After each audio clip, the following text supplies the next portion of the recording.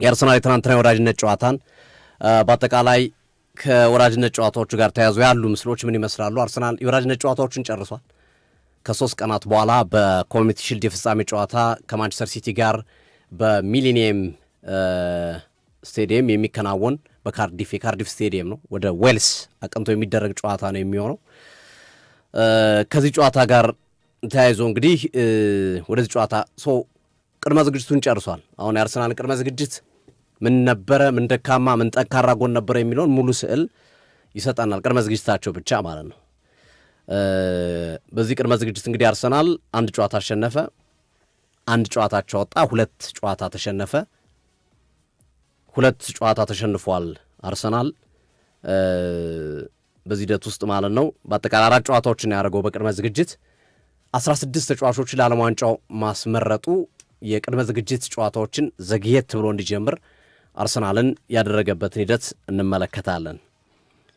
ትናንት በነበሩት ጨዋታዎች የነበሩትን ሜጀር ነገሮች እኔና ከዛ ደግሞ አጠቃላይ ቅድመ ዝግጅቱ የአርሰናል ምን ይመስላል፣ ምን ሊፈጠር ይችላል ከቅድመ ዝግጅቱ አንጻር፣ ካላስተካከላቸው አደጋ የሚፈጥሩ ቦታዎች፣ ካስተካከላቸው ደግሞ ሊመጡ የሚችሉ ቦታዎችንም አያይዘን እናነሳለን። ትናንት አንዱ መነጋገሪያ የነበረው በትናንትና የወዳጅነት ጨዋታ ላይ ማይልስ ስኬሊ ነው ጎል ካስቆጠረ በኋላ ደስታውን የገለጸበት መንገድ። እሱ በጣም የብዙዎች መነጋገሪያ ነበር። ምን እያለ ነው? ለምንድን ነው ይቅርታ የጠየቀው? ይቅርታ ጠየቀ። ከዛ ወዳቸዋለሁ አለ። የህርት ምልክት ወይም የልብ ምልክት ነው ያሳየው።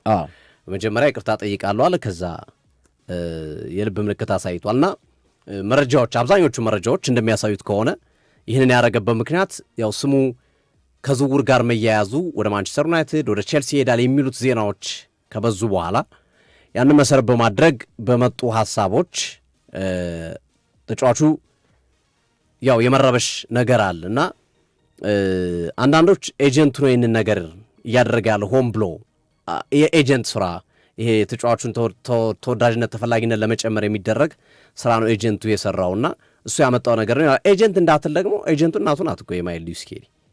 እንግዲህ ሌላ ላይክ ከፍ ያለ በድርጅት ደረጃ ያለ ኤጀንት ከሌለው እናቱ ናት እሱን ወክላ በብዙ ነገሮች የምትፈርመው።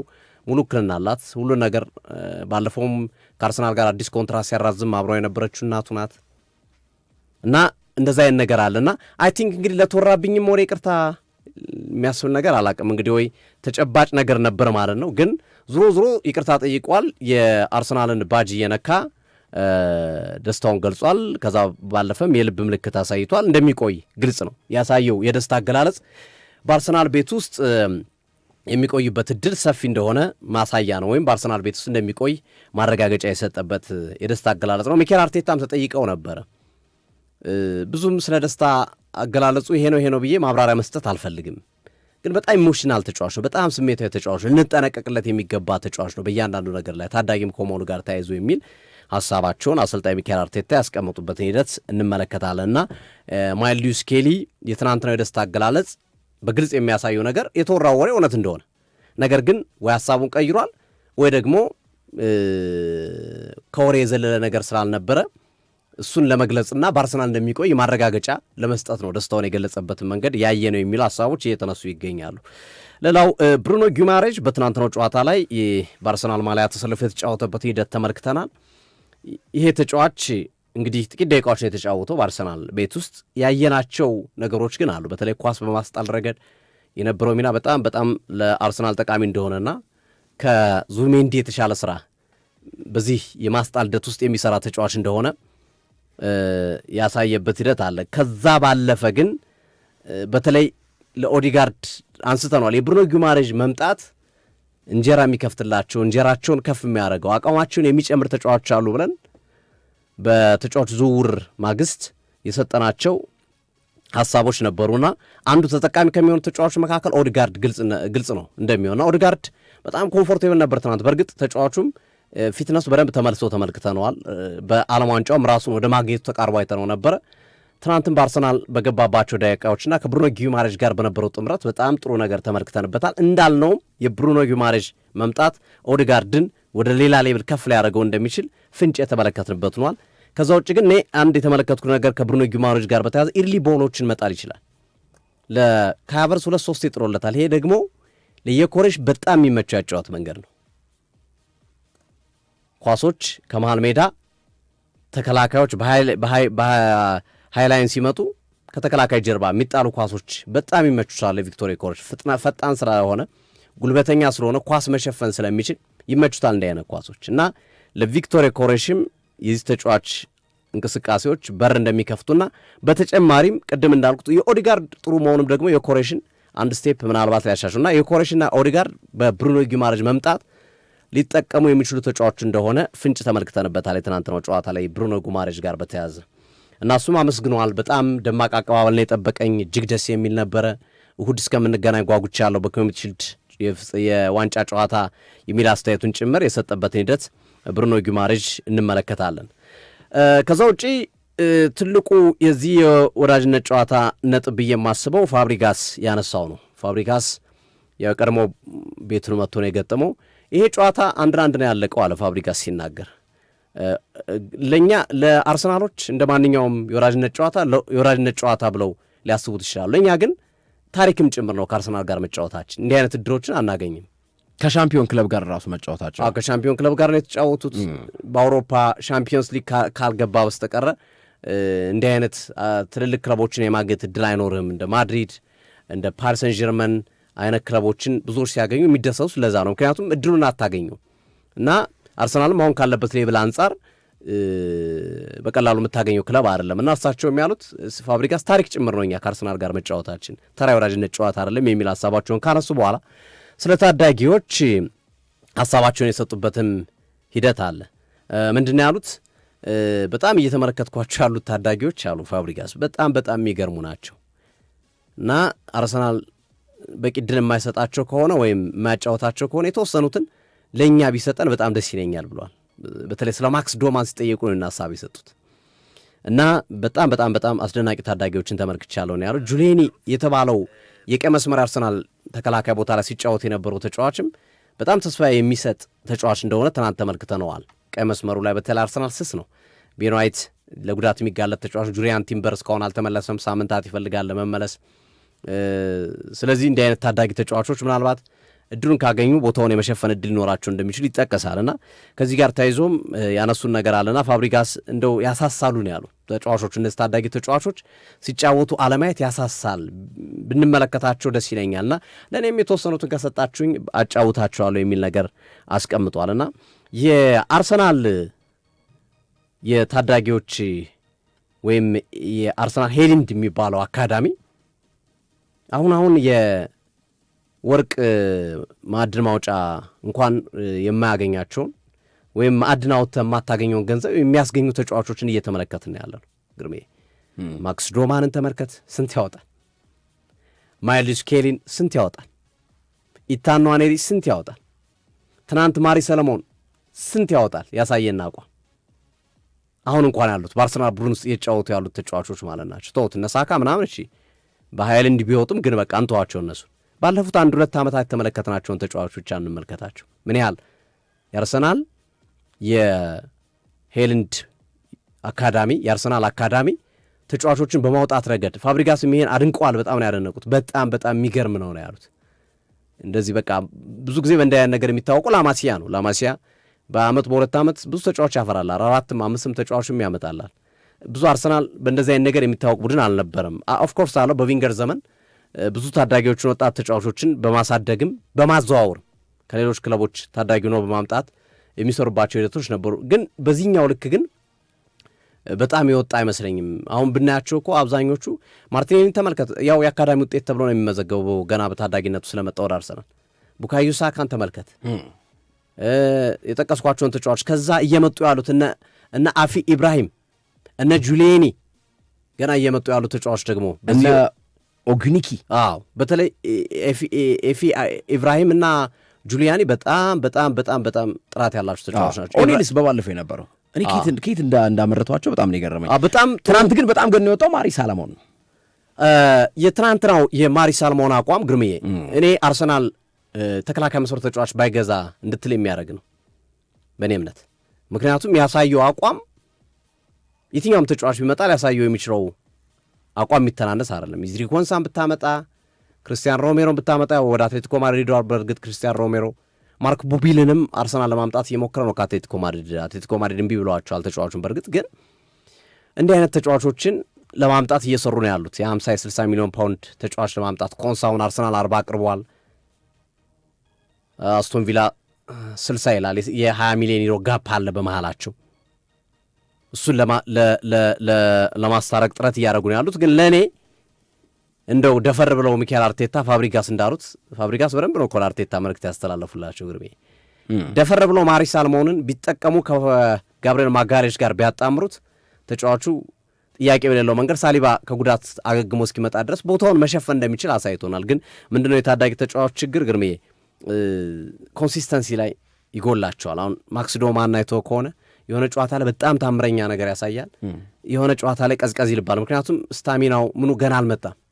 ይሄ ሜጀር ነገሮች ነው ያሉት እንጂ ስታሚና ምናምን የምታመጣው በእድሜ በገፋ ቁጥር የረጅም ሰዓት የመጫወት ሂደትህ፣ ረጅም ሰዓት የመሮጥ አቅምህና መሰል ነገሮች እያደጉ ይመጣሉ። ቴክኒካል አቢሊቲው ግን በየትኛውም እድሜ ሊታይ ይችላል እና አሁን እነዚህ ተጫዋቾች ላይ ብስለት እና መሰል ነገሮች እሱን ካልሰጋ በስተቀረ ማሪስ ሳልሞን ትናንት ያሳየው አቋም በጣም ስፔሻል ነው፣ በጣም የተለየ ነው። ባለፈው ጨዋታም ተቀይሮ ገብቶ በተሸነፉበት ጨዋታ አርሰናል በተሸነፈበት ጨዋታም ያሳየው አቋም በጣም አስደማሚ ነበረ ማሪስ ሳልሞን እና የዚህ ተጫዋች እንቅስቃሴ ብዙዎችን አስደንቋል። የአርሰናል የአሰልጣኝ አባላቶች ተጫዋቹ ተቀይሮ ሲወጣ ሁሉም ቁመው ነው ያጨበጨቡለት ተጫዋቹ ላሳየው አቋም ማሪስ ሳልሞንን እና አንዳንዶች አይ በውሰትም ቢሆን ሂዶ ራሱን በደንብ እንዲያሳድግ ቢፈቀርለት ወይ ተጫዋች የሚያዘዋውሩ ከሆነ እያሉ ይገኛሉ። ሌሎች ደግሞ የለም ተከላካይ ቀርቶበት አርሰናል ማሪስ ሳልሞንን አሳድገው ያንን ገንዘብ ለአጥቂ መስመር ተጫዋች ቢመድብ የተሻለ ነው የሚሉ ሀሳቦችንም እያስቀመጡ ይገኛሉ። በትናንትናው ጨዋታ ላይ ዙቢሜንዲ፣ ቲምበር፣ ዲክላን ራይስ ከቡድኑ ጋር ነበሩ ተሰልፈው ባይጫወቱ ጨዋታውን ለመመልከት ኢሚሬትስ ነበሩ። ኤክስቴንድ ረፍት የተሰጣቸው ቲምበር ጉዳት ነው፣ ራይስ ረፍት ይፈልጋል። ዙቢሜንዲም ዓመቱ ሙሉ ከመጫወቱ አንጻር የጥቂት ቀናት የጥቂት ጊዜያቶች ገፋ ያለ ረፍት ተሰጥቷቸዋል። እነሱ 2-3 ቀን አርፎ እንዲመጡ ተፈቅዶላቸዋል። በእርግጥ የቡድን ትሬኒንግ ላይ አብረው እየተሳተፉ ነው፣ ግን ሪከቨሪያቸው በደንብ ጥሩ እንዲሆን ጠንካራ እንዲሆን ከማሰብ አንጻር በቂ ረፍት ሚካኤል አርቴታ ለተጫዋቾቹ እንዲያገኙ ዙቢሜንዲንም ራይስንም ማጣደፍ አልፈለጉም። ግን የደረሱላቸውን ተጫዋች ትናንት ተጠቅመዋል። ኢዜን አሁን በደንብ ፕሪሲዝን ሲሰራ እንደነበረ ያሳያል። ፊትነሱ፣ ያጫወት መንገዱና መሰል ነገሮች በደንብ ከዓለም ዋንጫው በኋላ ረፍት ላይ ወይም በሌላ ባልባላይ ነገር ራሱ እንዳላሳለፈ ታያለ። ሚካኤል ሜሪኖ ተመሳሳይ ነገር ነው፣ ራሱ ነው በዓለም ዋንጫ ያየነው ተጫዋች ነው። ትናንትን በፊትነስ ረገድ ስንመለከታቸው የነበሩትና እነዚህን ነገሮች ያስተዋልንበትን ሂደት ተመልክተናል። በአጠቃላይ የትናንትናው የወዳጅነት ጨዋታዎች ላይ እነዚህን አይተናል። ታዳጊዎች ላይ ማሪስ ሳልሞን ላይ ያየነው ነገርና የስኬሊ ደስታ አገላለጽ ለአርሰናሎች የልብ የሚሰጥ ነው፣ ስኬሊ እንደሚቆይ መግለጹ። ከዛ ባለፈ ግን እንደ አጠቃላይ ወዳጅነት ጨዋታው አርሰናል ብዙ ሽንፈቶችን አስተናግዷል። ኦፍኮርስ ሚካኤል አርቴታን ባለፈው አንስተነዋል። ከ29 ጨዋታ 12 ጨዋታ ተሸንፏል። በወዳጅነት ጨዋታ 12 ጨዋታ ተሸንፏል። በፕሪሲዝን ቅድመ ዝግጅት ጨዋታዎች ላይ በጣም ደካማ ናቸው። ቅድመ ዝግጅት ላይ አብዛኞቹ ተጫዋቾችም ቅድም ባልነው የዓለም ዋንጫ 16 ተጫዋቾች በመሳተፋቸው አልነበሩም። ግን አሁን ቢያንስ የብሩኖ ጊማሬሽ፣ ኦድጋርድ፣ ሚካኤል ሜሪኖ ተቀይረው በገቡባቸው እንቅስቃሴዎች ላይ በተወሰነ መንገድ የአርሰናልን ማንነት ለማየት የሞከርን ይመስለኛል። አርሰናል ሊያሳየው የሚችለውን ሂደት በሚቀጥለው ዓመት የሆነ ፍንጭ የሰጠን ይመስለኛል። በተለይ ፖሴሽን ላይ ቡድኑ በከፍተኛ ሁኔታ መስራት እንደሚፈልግ በሶስቱ ጥምረት የተመለከትንበት ሂደት አለ።